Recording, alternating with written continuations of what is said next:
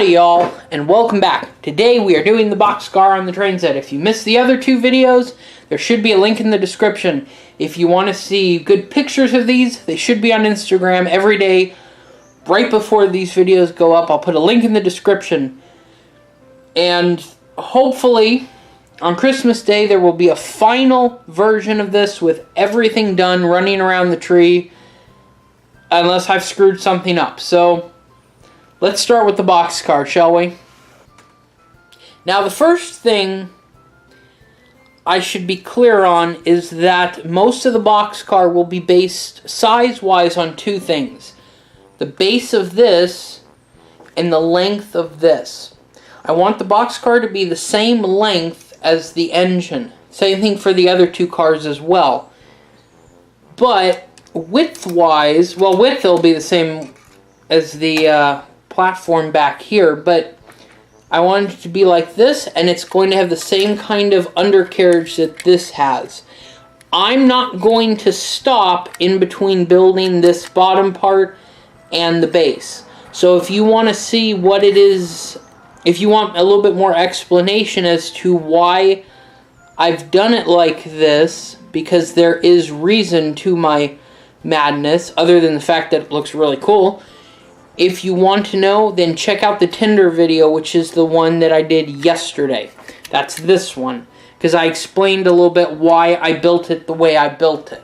So, let's build the base.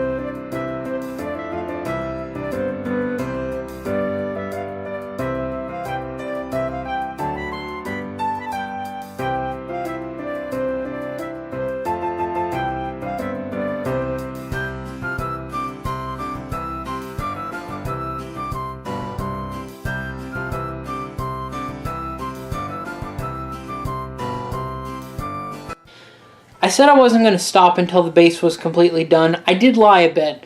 Not on purpose, but I am relatively certain I just lost some footage.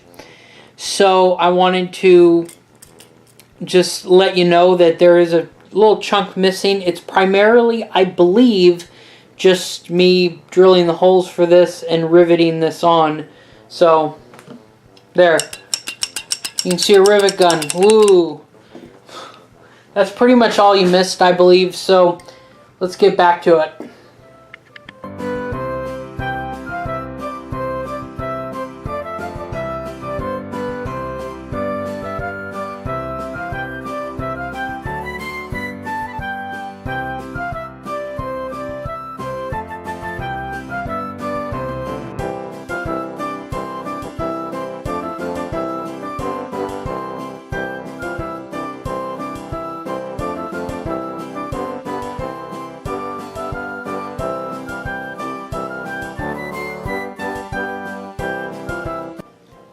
Alright, so now, this time, the base is pretty much done. Should be able to get these wheels on. This is what it'll look like. I still have to drill the holes in the wheel to match the holes I put in this one, but pretty happy with that. It is exactly the right size I wanted. You can see it is dead on the correct size. And I think the next part will be to do the walls. The one thing that I still have to do on the base is decide what's going on the outside. I'm thinking one of two things. The passenger car and the observation car, to an extent, is going to have a little rail, brass rail that goes along here. I'm either going to do that on the Boxcar, or I'm going to put in some sort of little steering wheels well, not steering, brake wheels. I haven't quite decided which I'm going to do yet. I'm going to see if I can find anything I really like that looks like a brake wheel, but if I can't, then I'll probably just add some railing, which will match the passenger car and the front of the observation car pretty well. The back will have a larger deck, but this is the Boxcar, so it's going to have two sets of walls. One that'll come up here, and of course back, and one will come up here, and it'll have the same kind of slide-on roof that the engine has,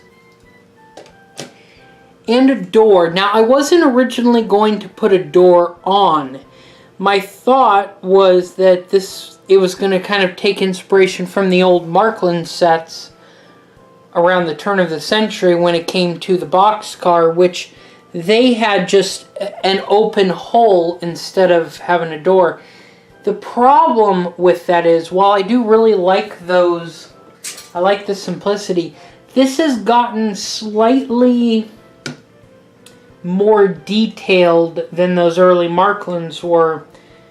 So I feel that it would look weird, or it would look like it was missing something if the door wasn't there. So I am going to do a door. Now my plan is to essentially make two brass rails out of this stuff and essentially bend them and then cut them with the Dremel, and it'll slip under a slot in each of the sides that the door can move back and forth on. I will have to find some sort of little doorknob, but I'm going to the hardware store right now, so hopefully I'll find something good. I know I could use these as a steering wheel. That did cross my mind, but they're a little low. I think it would have to be up at least that high to look right. And I don't like the idea that they would look the same as the hitches. So we will find out, I guess, together through fast motion.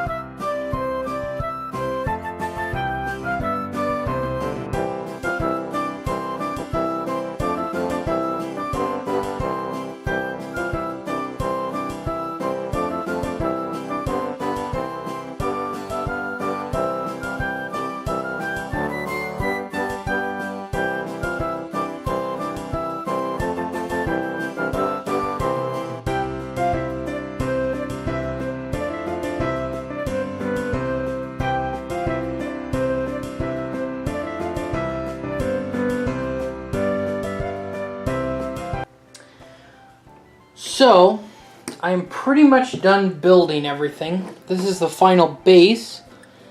These are nice and tight on there, though I do need to cut off the excess. So I'm going to have to, well, take the wheels off, cover up all the brass, and then it will be ready to go out and be painted. This is the cab, which fits in the slots. Other way around.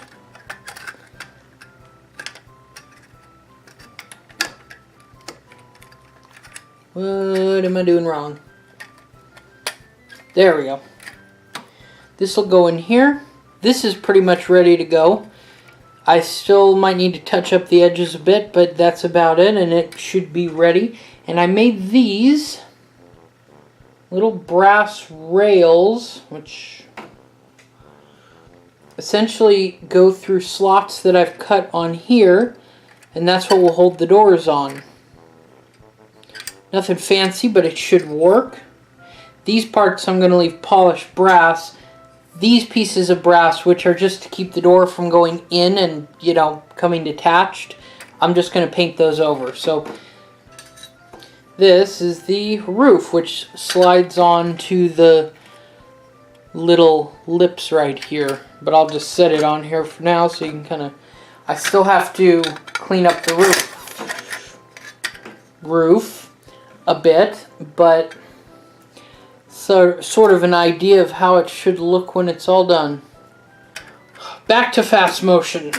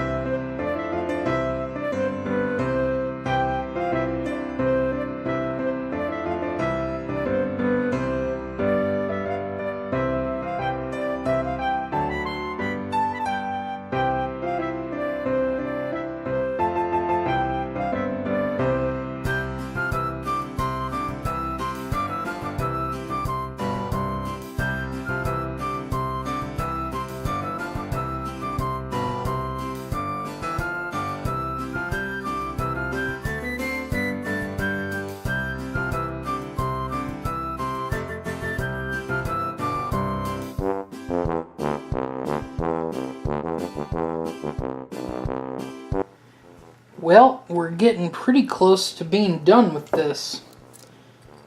I know I'm not stopping nearly as much to explain stuff, but that's because a lot of this is basically the same stuff that I did with this. So if you want to know, for example, why I drilled holes in the wheels, you can watch the video on this. I'm not going to repeat too much. This is completely together. You have these, which are the rails that these nice little doors will go on. Like I said, this is pretty much done at this point.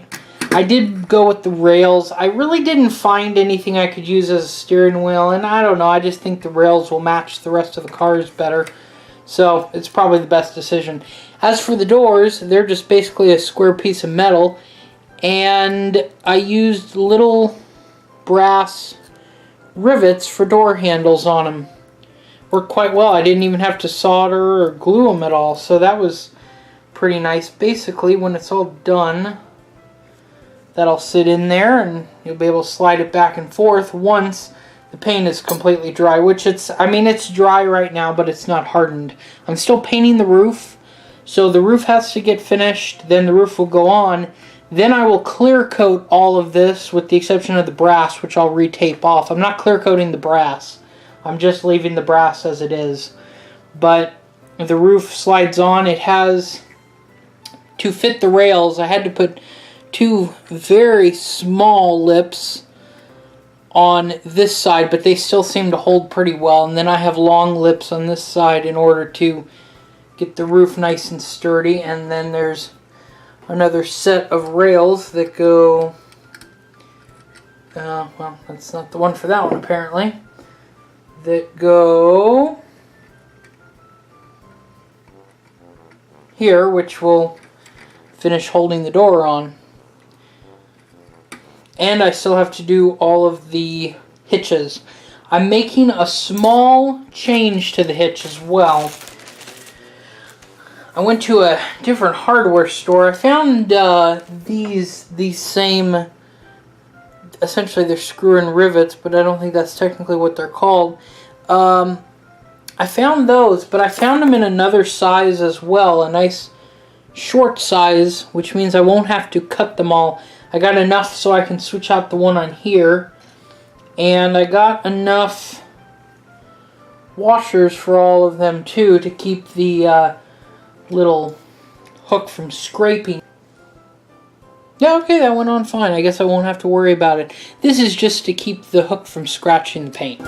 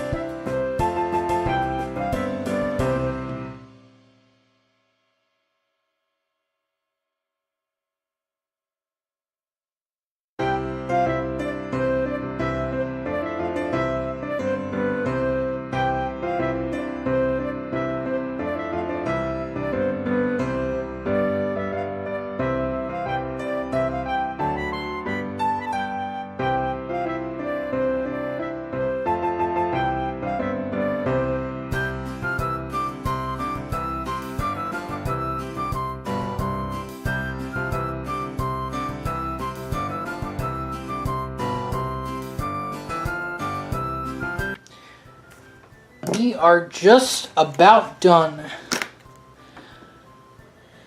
In case you're wondering what happens when a can of paint stops working correctly, that's what happens. And in case you're wondering what happens to the thing that you're painting when that happens, you have to strip it down and start over. So that was fun.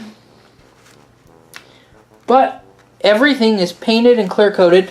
I was originally, and I think I mentioned it, I was going to put this together, then clear coat everything. I decided against that because I realized that the doors would end up blocking some of the metal from getting clear coated.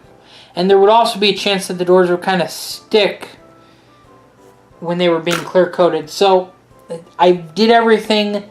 Now I'm going to put it back together, and then the boxcar will be done. So let's start working.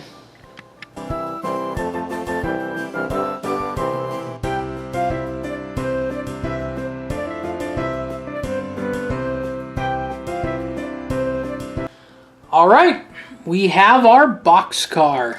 Now the other cars, the passenger and the observation car, will follow the same basic principle as this. The body will be about the same size. The platform will be nearly identical from here downward. It'll have these same rails. It'll have the same roof essentially.